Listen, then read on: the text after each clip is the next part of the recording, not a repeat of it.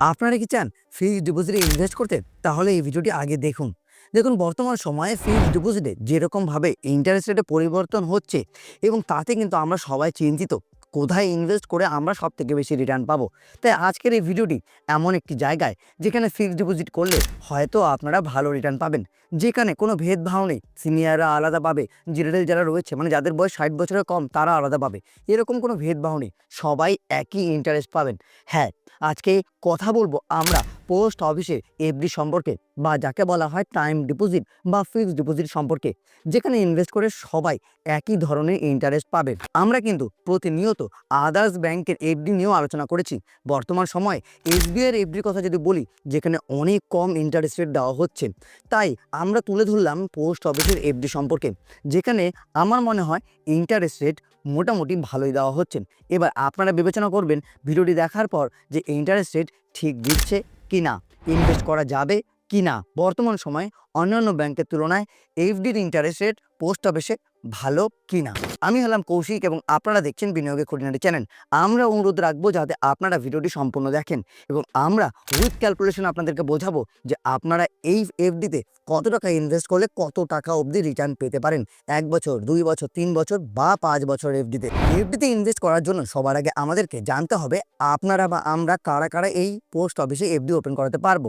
Post অফিসে FD open করানোর জন্য আমাদেরকে পোস্ট অফিস ভিজিট করতে হবে, যেখানে গিয়ে আমরা অফলাইন এফডি ওপেন করাতে পারবো। এখানে চাইলে যে কোনো ভারতীয় নাগরিক সবাই এফডি ওপেন করাতে পারবেন, কোনো বয়সে কোনো ব্যাপার নেই। এবার চাইলে আপনারা মাইনের অ্যাকাউন্টও ওপেন করাতে পারবেন। 10 বছরের ঊর্ধ্বে মাইনারের বয়স হতে হবে, সেই ক্ষেত্রে অ্যাকাউন্ট ওপেন করানো যাবে, গার্জিয়ান কাউকে থাকতে হবে। আপনারা চাইলে সিঙ্গেল জয়েন্ট অ্যাকাউন্টও ওপেন করাতে পারবেন। আবার চাইলে ইন্ডিয়ান অ্যাডাল্ট মিলেও আপনারা অ্যাকাউন্ট ওপেন করাতে পারবেন পোস্ট অফিসে। অ্যাকাউন্ট ওপেন করানোর জন্য আপনাকে কিছু ডকুমেন্টস নিয়ে যেতে হবে, যেখানে আপনারা ধরুন PAN card, Aadhaar card, mobile number, email ID এবং কত টাকা ডিপোজিট করছেন সেই টাকাটা, এগুলো নিয়ে গেলে আপনার অ্যাকাউন্ট ওপেন করিয়ে দেওয়া হবে। এবার আপনারা চাইলে পোস্ট অফিসের সেভিংস অ্যাকাউন্ট সেটাও ওপেন করাতে পারেন। একই ডকুমেন্টস নিয়ে যেতে হবে এবং 500 টাকা ডিপোজিট করতে হবে, সেই ক্ষেত্রে পোস্ট অফিসের সেভিংস অ্যাকাউন্টও ওপেন হয়ে যাবে। ডিপোজিটের কথা যদি আমরা বলে থাকি, তাহলে আপনারা 1000 টাকা থেকে ইনভেস্টমেন্ট শুরু করতে পারেন। ম্যাক্সিমামে কোনো লিমিট নেই, আপনি যত ইচ্ছা তত টাকা ইনভেস্ট করতে পারবেন। এবার এখানে একটা প্রশ্ন আসে, আপনি কেন ভিডিওর শুরুতে বললেন 1 বছর, 2 বছর, 3 বছর এবং 5 বছর?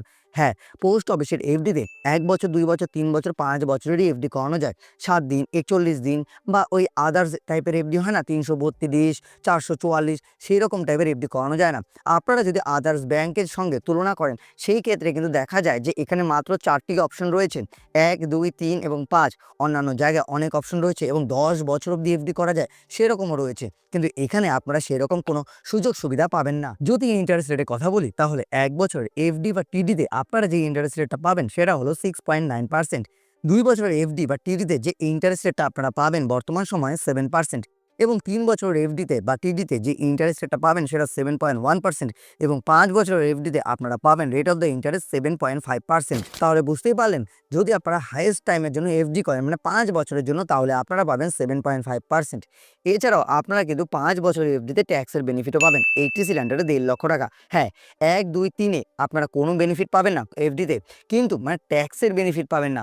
কিন্তু আপনারা যদি 5 বছর এফডি করেন, তাহলে আপনারা ট্যাক্সের বেনিফিট পাবেন।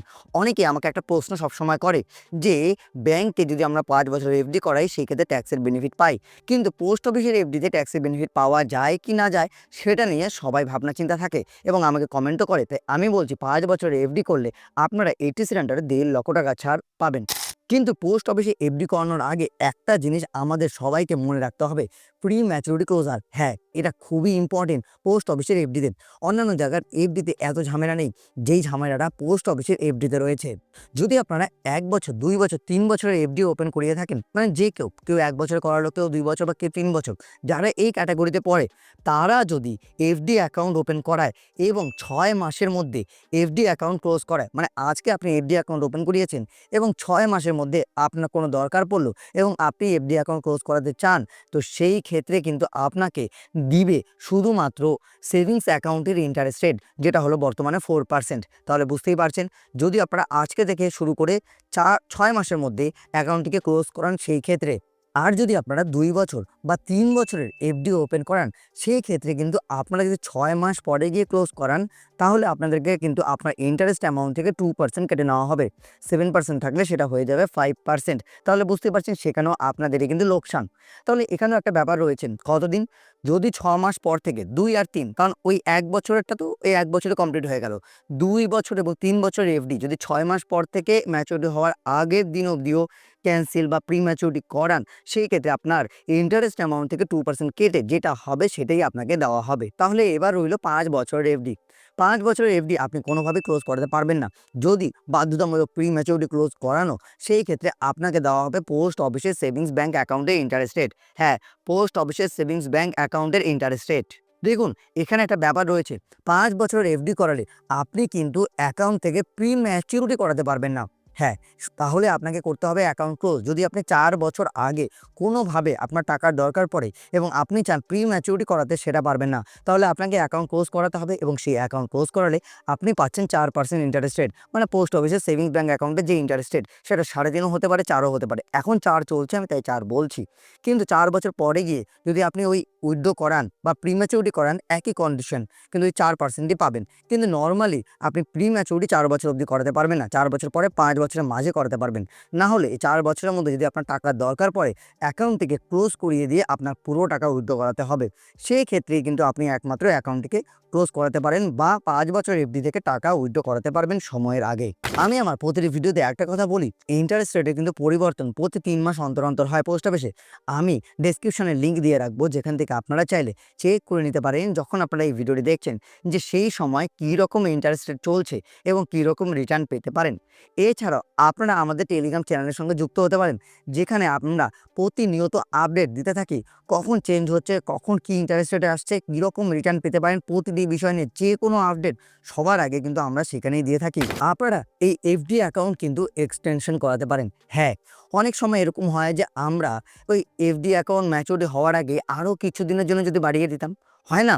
যে মনে করুন যেই সময় আপনার অ্যাকাউন্ট ম্যাচুরিটি হবে, তার থেকে 6 মাস 7 মাস আগে আপনি জানতে পারলেন ইন্টারেস্ট রেট ইনক্রিজ হয়েছে এবং আপনি চাচ্ছেন যে আমি আরও 1 বছর বা 2 বছর বা 3 বছর বা 5 বছরের জন্য এফডিটার টাইম পিরিয়ডটা আরও বাড়িয়ে দিই, আমার এখন টাকার দরকার নেই, সেটাও আপনি করতে পারবেন এই পোস্ট অফিসের এফডিতে। যদি আপনারা 1 বছরের এফডি বা টিডিকে টাইম আরও বাড়াতে চান 1 বছরের জন্য, তাহলে আপনাকে মিনিমাম 6 মাস আগে জানাতে হবে। 1 বছর না, সেই এফডিটাকে আপনি 2 বছর, 3 বছর, 5 বছরের জন্য বাড়াতে পারেন। কিন্তু যদি আপনার 1 বছর এফডি করা থাকে এবং আপনি চান সেটাকে আরও কিছুদিনের জন্য কন্টিনিউ করতে, তাহলে আপনাকে মিনিমাম ম্যাচুরিটি হওয়ার 6 মাস আগে জানাতে হবে। তা আপনারা 2 বছর এফডি করানো থাকে, তাহলে আপনাকে জানাতে হবে মিনিমাম ম্যাচুরিটি হওয়ার 12 মাস আগে, তবেই কিন্তু সেটা কন্টিনিউ করা হবে। আর আপনি যদি 3 আর 5 বছরের এফডি করান, সেই ক্ষেত্রে আপনাকে জানাতে হবে 18 মাস আগে, তবেই কিন্তু কন্টিনিউ করা হবে বাকি সময়ের জন্য। এবার এখানেও একটা প্রশ্ন আসে যে আমি যে কন্টিনিউ করব, সেই ক্ষেত্রে কি আমি প্রি ম্যাচুরিটি অপশন বা এগুলো কি পাবো না? হ্যাঁ, 100 বার পাবেন। যেরকম নিয়ম রয়েছে সেরকম নিয়মই থাকবে। যদি আপনি 1 বছর এফডি করান, মনে করুন 3 বছর বা 5 বছরের এফডি করালেন, 18 মাস আগে গিয়ে জানিয়ে দিলেন যে আমি আরও 1 বছরের জন্য এই এফডিটাকে এক্সটেন্ড করাতে চাই, মানে ম্যাচুরিটি হওয়ার পরে আরও 1 বছর থাকবে। সেই 1 বছরের মধ্যে যদি আপনার টাকা দরকার পড়ে, টাকা যদি আপনি উইথড্র করান, মানে প্রি ম্যাচুরিটি করান বা ক্লোজ করান, সেই ক্ষেত্রে যেগুলো টার্ম অ্যান্ড কন্ডিশন আমি একটু আগে বললাম, সেই সব টার্ম অ্যান্ড কন্ডিশনই লাগু থাকবে। 2-3টে কন্ডিশন আরও রয়েছে, যেখান থেকে আপনারা অ্যাকাউন্ট ক্লোজ করাতে পারেন। সবার প্রথম, অ্যাকাউন্ট হোল্ডারের ডেট। দ্বিতীয়, কোড বাই অর্ডার। তৃতীয়, গ্যাজেটেড অফিসার। এইসব কন্ডিশনে অ্যাকাউন্ট ক্লোজ করানো যায়। আপনারা এই টিডি অ্যাকাউন্ট থেকে কিন্তু নমিনি ফেসিলিটি পাবেন। 1জন বা 2জনকে আপনি নমিনি রাখতে পারেন। লোন ফেসিলিটি আপনারা এখান থেকে পাবেন না। ট্যাক্সি বেনিফিট পাওয়া যায় শুধুমাত্র 5 বছর এফডি থেকে। চলুন এবার ক্যালকুলেশন দেখি, যদি আমরা বা আপনারা পোস্ট অফিসে বর্তমান সময়ে দাঁড়িয়ে এফডি বা টিডিতে ইনভেস্ট করি, তাহলে কীরকম রিটার্ন পেতে পারি। এবার ক্যালকুলেশন দেখার আগে আবারও বলছি, এখন বর্তমান সময়ে যখন আপনারা পোস্ট অফিসে টিডি করাবেন, তখন এরকম একটা পাসবুক আপনাকে দেওয়া হবে। সেই পাসবুকটা ভালোভাবে চেক করবেন পোস্ট অফিস থেকে বের হওয়ার আগে, আপনি কত টাকা ইনভেস্ট করেছেন, কত টাকা রিটার্ন পাবেন, কত পার্সেন্ট ইন্টারেস্ট রেট দেওয়া হচ্ছে, প্রতিটি জিনিস, ডেট, টাইম সব কিছু চেক করে তারপর পোস্ট অফিস থেকে বের হবেন। এবার পোস্ট অফিসে এফডি, টিডি, আদার্স স্কিমে ইনভেস্ট করানোর ক্ষেত্রে আপনি এজেন্টের দ্বারা করাবেন না ডাইরেক্ট নিজে গিয়ে করবেন, তাতে পুরোপুরি আপনার উপর নির্ভর। দেখুন, এজেন্টের দ্বারা করালেও আপনার সেরকমভাবে কোনো কমিশন বা ইন্টারেস্ট কমবে না। আবার আপনি চাইলে নিজে গিয়েও কিন্তু করাতে পারেন। আপনারা যদি 10,000 টাকার এফডি করান, সেই ক্ষেত্রে পোস্ট অফিসে 1 বছরের এফডি করালে 698 টাকা ইন্টারেস্ট বা ইনকাম করতে পারবেন। 2 বছরের জন্য করালে ১,৪১৬ টাকা, 3 বছরের জন্য করালে ২,১৫৭ টাকা, 5 বছরের জন্য করালে ৩,৮৫৫ টাকা ইনকাম করতে পারবেন।